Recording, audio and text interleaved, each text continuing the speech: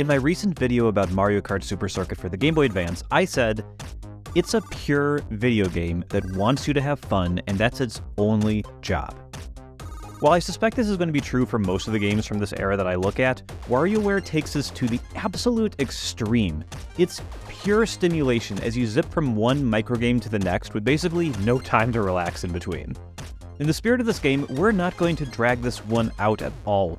Wario Ware is a fantastic game that gives you a hint of what mobile games could have been if the App Store didn't ruin them with the in-app purchase garbage that's flooding the market today. WarioWare is a profoundly addictive pick-up-and-play game that delivers an unrelenting barrage of dopamine. Like, seriously, the microgames you play here are no more than 5 seconds each, and you only get a couple seconds in between games to relax.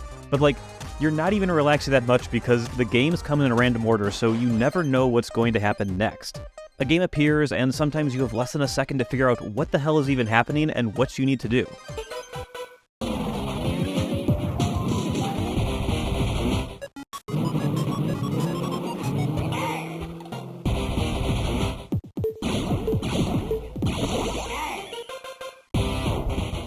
This is all especially hard the first time you see each game, as you're never really told what to do. You just kind of have to figure out what button to press and what you're actually trying to do in the first place.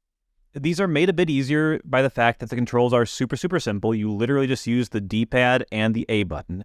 But even with these super limited inputs, it's kind of a feat at how good the game design is that you can see a game for half a second, even the first time you've seen it. You've never seen it before, and you almost always know exactly what you need to do.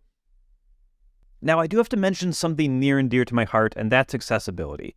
A lot of these old games are pretty bad in this area, but WarioWare is particularly rough. The games all require rapid reflexes, and a bunch of games require you to mash buttons super quickly. Some other games communicate everything via color, so colorblind gamers will simply have no idea what to do in games and have no idea why they're failing. There are zero accessibility options in this game, so if you can't do something, well, too bad for you, I guess. I don't bring up the accessibility angle here to shame the game, but it's something worth mentioning. Like I said, accessibility settings are a much more modern expectation, so many of these old games will suffer here, but WarioWare is particularly unwelcoming to gamers who can't perform some of the actions the game expects of them.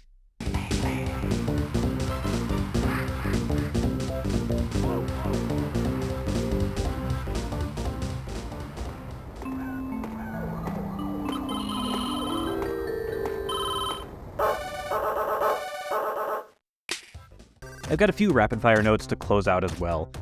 One, the videos that introduce each character the first time you play them are silly and fun, but I got so tired of them quickly and just really wish that there was a way to skip them. You only see these the first time you play a character's set of games, so it's not the biggest deal, but it does make the first hour of the game feel a little glacial when you just want to get to the games. Also, I can't ignore the weird sense of humor that this game has, but it all kind of works, even though none of it is connected and none of it makes sense. There's definitely a vibe to this game. It's absolutely absurd from start to finish, and I'm here for it. Like, I love when Nintendo gets weird, and wow, this is a weird one. So this all brings us back to the two questions I need to answer in every video. Does this game hold up, and what's the best way to play it today? I think this game does hold up really well in 2023. I don't think it feels like a modern game, but in this case, I mean that as a compliment. I think we can all imagine an iPhone version of this game that is free to play, that locks games behind in-app purchases, that lets you pay real money to get more lives, or lets you watch cringy ads to try and do one more level. Oh, and it would have vaguely unsatisfying touch controls and wasn't much fun to begin with. So, no.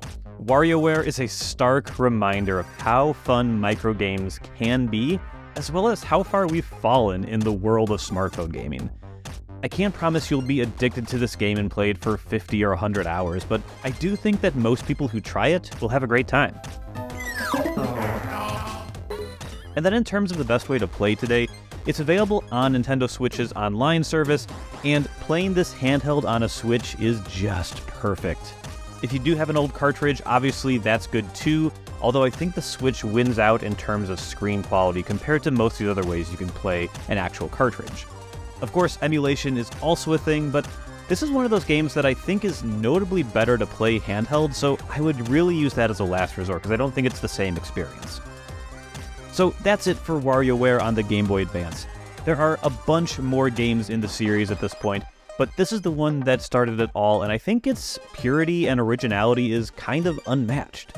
Just what a great game, and I really hope you check it out. Until next time, thank you so much for watching.